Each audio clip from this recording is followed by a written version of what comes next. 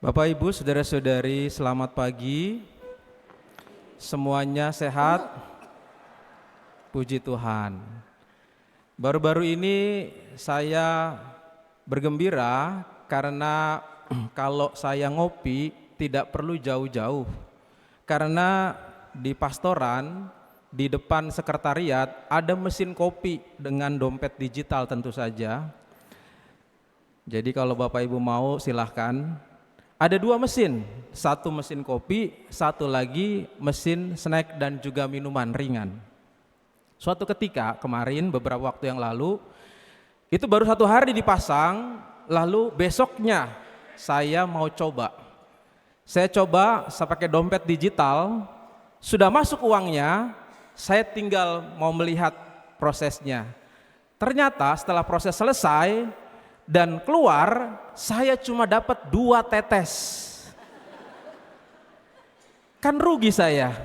Duit udah keluar, udah masuk, gak bisa diminta lagi karena gak ada penjualnya di situ.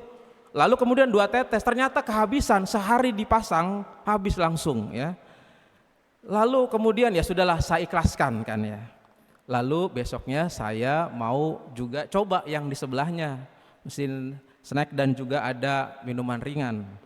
Lalu kemudian saya coba, saya masukkan dompet digital, kok ditolak-tolak. Langsung saya bilang ini mungkin error, saya tepuk kacanya, saya balik, ternyata gluduk keluar. Saya lihat cek dompet digital saya, ternyata dompet digital saya nggak berkurang. Jangan-jangan ini mesin yang kopi, dia bicara sama mesin yang tadi tuh. Tadi si Romo itu udah gua ambil duitnya, udah lalu kasih lo balikin lah. Jangan-jangan begitu ya. Tapi jangan ada yang coba-coba mempraktekkan ya, ditepuk-tepuk supaya keluar ya. Nanti jangan ada yang praktekkan gitu. Lalu saya minum ya, lalu setengahnya masih saya sisain. Nah, ini nggak saya kasih tahu mereknya karena saya nggak di endorse juga sih, ngapain saya kasih tahu ya. Jadi ada ini apa sih ini kira-kira? Ya nggak tahu lah ya. Nah, saya nggak mau cerita yang tadi sudah saya ceritakan, tapi sekarang ada botol yang isinya ini kopi. Mau ditanya sama Romo enak apa enggak? Cobain aja sendiri nanti habis Musa ya, selesai. Nah, ini kalau berdasarkan teori katanya ada sebuah botol dengan setengah diisi ya, ada kopinya, lalu dilihat sama orang. Teori cara melihat persoalan katanya ada 3 pandangan. Yang pertama akan dilihat sama orang-orang, oh Romo ini itu adalah botol yang setengah isi kopi. Itu pandangan pertama. Pandangan yang kedua, itu botol yang setengah kosong. Pandangan kedua. Pandangan yang ketiga, Romo itu adalah botol setengah isinya kopi, setengah lagi isinya adalah gas oksigen. Ini mahasiswa kimia pasti yang tahu nih ya. Bapak Ibu, 3 pandangan tadi itu mencerminkan yang pertama yang ngelihat dulu ada isinya itu yang optimis. Yang selalu melihat itu yang kosongnya dulu, setengah kosong, itu yang pesimis. Yang ketiga, setengah isi, setengah kosong, ya, itu adalah yang realistis. Bapak Ibu ada di mana? Optimis, pesimis atau realistis? Ada di mana? Iya, silahkan menilai sendiri-sendiri ya. Nah, saya tidak melanjutkan untuk minum kopi ini ya, nanti setelah ya. Tetapi dari 3 pandangan itu, saudara-saudari, kalau kita tanya sama Tuhan, Yesus dalam Injil hari ini, kira-kira dia punya pandangan seperti apa? Kalau kita dengarkan Injil hari ini, ya, dalam Injil dikatakan bagian pertama, Yesus bersama dengan rombongan berduyun-duyun orang datang kepada Yesus. Kalau kita lihat konteksnya, Yesus itu sudah membuat banyak mukjizat. Makin dia berjalan, makin banyak orang yang ngikutin. Tetapi mereka nggak tahu mau kemana Yesus jalan itu.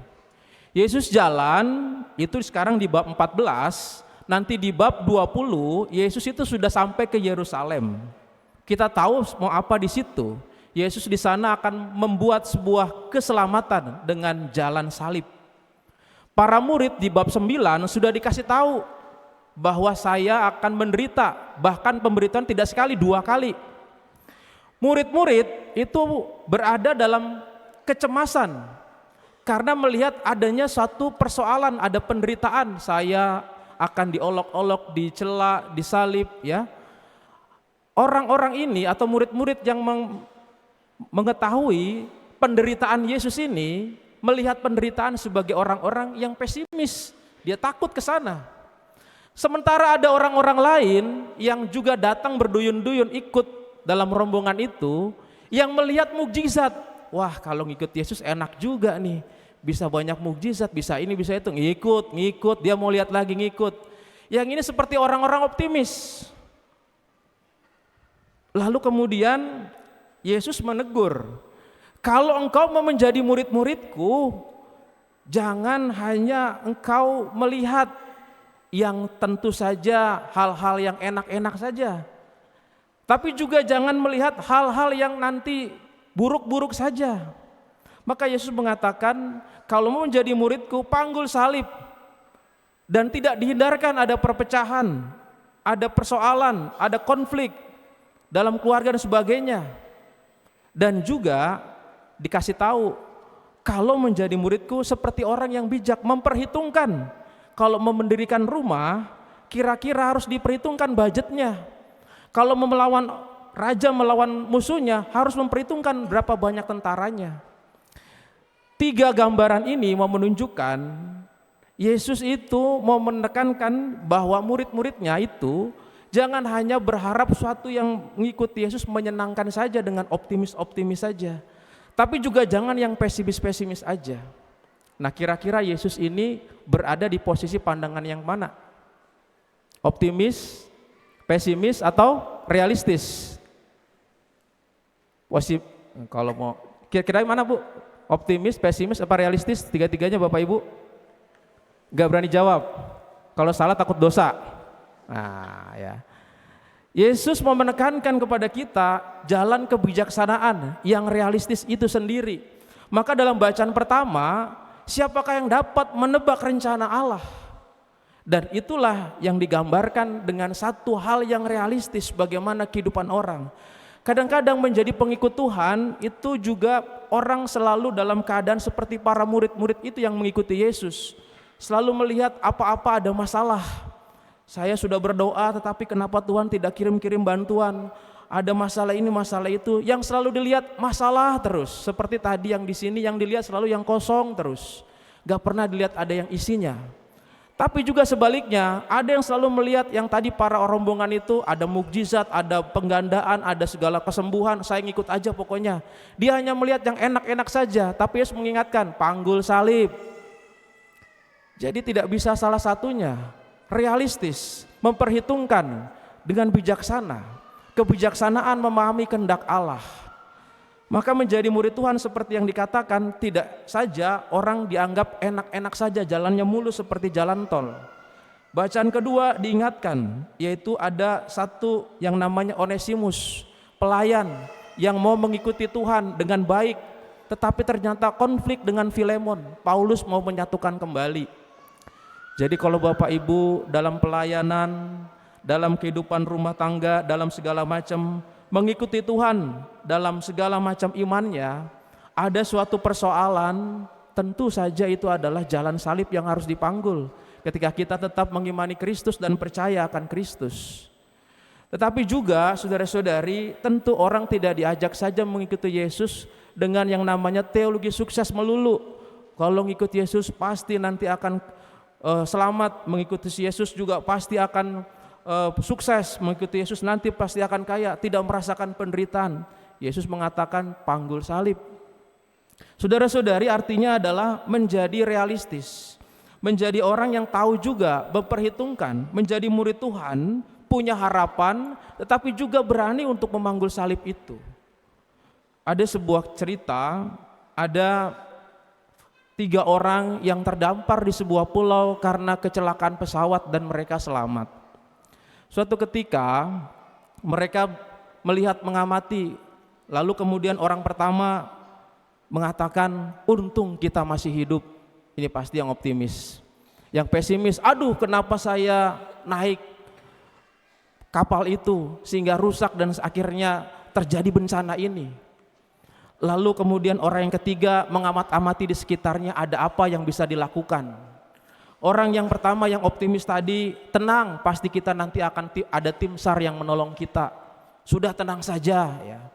Yang pesimis mengatakan, aduh bagaimana bisa pulau ini terpencil, pasti tidak ada yang menyelamatkan kita, besok kita tidak bisa makan, pasti kita akan mati. Yang realistis lalu kemudian melihat kanan kiri dan dia menemukan yang namanya perahu karet. Kecil tapi muat bertiga. Lalu kemudian dia ambil, dia mengajak teman-temannya dua yang optimis dan juga yang pesimis tadi. Ayo naik. Yang optimis bilang, tenang jangan naik itu kecil, nanti ada tim SAR kita naik kapal yang besar, udah tenang aja. Yang pesimis bilang, itu kecil banget, nanti kena gelombang kita bisa tenggelam, jangan naik itu. Yang realistis mencari cara lagi, membuat dayung, membuat layar, dan akhirnya mereka tidak mau, mereka jalan. Yang realistis jalan terus, menerpa gelombang dan sampai pada satu tempat dan tujuannya. Sedangkan yang optimis dan juga yang pesimis yang berada di pulau itu sehari berganti, sebulan, setahun ya, kumis bertumbuh, jenggot bertumbuh, lalu kemudian mereka mati. Sampailah mereka ke surga. Tentu belum sampai di surga, masih di antara keduanya di persimpangan. Mereka heran. Lah yang optimis, saya sudah berharap, kenapa kok tidak terjadi apa yang jadi harapan? Yang pesimis, udah gue bilangin pasti gak ada penyelamat. Lalu datanglah seorang malaikat dan mereka bertanya, kenapa kok tidak ada tim penyelamat? Padahal saya sudah berharap, berdoa, kan saya sudah kasih, Tuhan sudah kasih kamu perahu karet, kenapa kamu gak ikut? Lalu kemudian mereka melihat, kok yang dikirim itu? Maka yang realis yang masih hidup tadi, kalau bisa bertemu lagi mereka akan berdiskusi bahwa keselamatan itu tidak datang begitu saja. Ada usaha dalam kehidupan, ada jalan yang harus ditempuh.